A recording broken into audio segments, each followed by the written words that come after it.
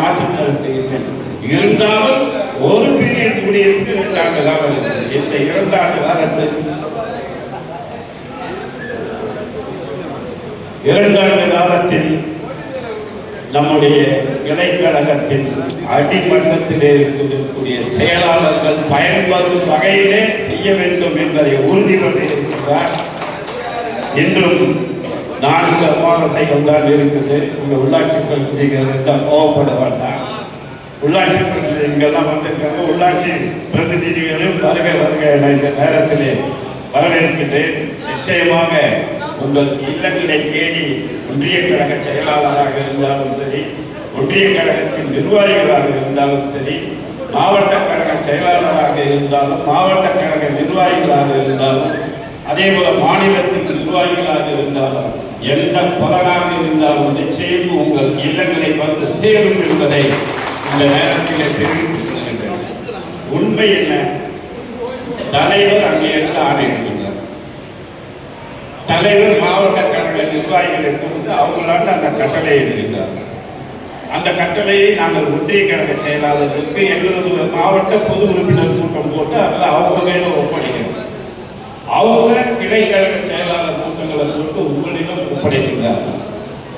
ஆக எந்த கட்டளையாக இருந்தாலும் கட்டளையை சொல்பவர்கள் நாங்கள், செயல்படுத்தக்கூடியவர்கள் இந்த செயலாளர்களும் இந்த நிர்வாகிகளும். அன்றைக்கு தேர்தல் நடக்கிறது என்றால் அந்த தேர்தல் களத்திலே அந்த இடத்துல உட்கார்ந்து எதிர்கட்சிக்காரனை மிரட்டி வேலை வாங்கி வாக்குகளை சேகரித்து கொடுக்கக்கூடிய ஒருவர் இருக்கிறார் என்றால் அந்த கிளைக்கழகத்திலே பணியாற்றக்கூடிய நீங்கள் தான். உங்களுடைய உழைப்பு தான் இந்த இயக்கம் இன்றைக்கு 75 ஆண்டு காலமும் யாராலும் ஆட்ட முடியாத, அசைக்க முடியாத இடத்திலே இருக்கிறது என்றால் உங்களுடைய உழைப்பு தான்.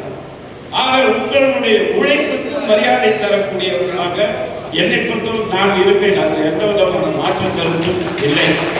எனக்கு யாரெல்லாம் சொன்னாங்க எல்லா இடத்துக்கும் பொறுப்பு வாங்கணும் கோடு சொன்னார். என்னை வந்து எனக்கு அழைப்புகள் கொடுத்த நிகழ்வுகளிலே நிச்சயமாக எல்லா நிகழ்வுகளையும் கலந்து கொண்டிருக்கிறேன். வெளியூர் போயிருந்தா அன்னைக்கு போகாம இருந்தேன்.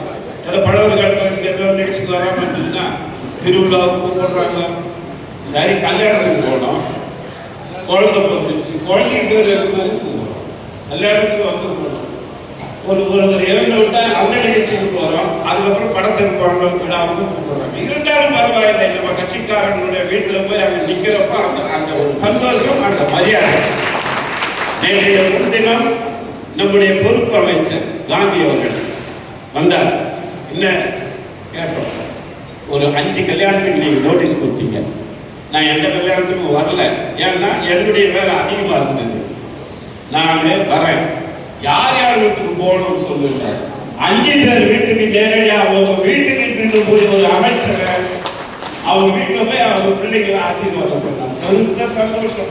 மண்டபத்துக்கு போயிருந்தா கூட யாரும் பார்த்துக்க மாட்டாங்க. ஊரே வெளியே வந்து நின்று பார்ப்பாயோ வீட்டுக்கு மதியே வந்து போயிட்டு இருக்கிறாரு எம்எல்ஏ. அப்படி திராவிட முன்னேற்ற கழகம் நம்முடைய தலைவர், அந்த தலைவர்களுடைய எண்ணம், அதே போல நம்முடைய அமைச்சர்கள், என்னை போன்ற சட்டமன்ற உறுப்பினர்கள் நிச்சயமாக இந்த பணியினை செய்வோம் என்பதை இந்த நேரத்தில் உங்களுக்கெல்லாம் தெரிந்து கொண்டு, நம்முடைய ஆட்சி வந்த பிறகு பல்வேறு பணிகள் நடைபெற்றிருக்கு. ஆட்சிக்கு வந்த உடனே தலைவர் சொன்னார், கொரோனா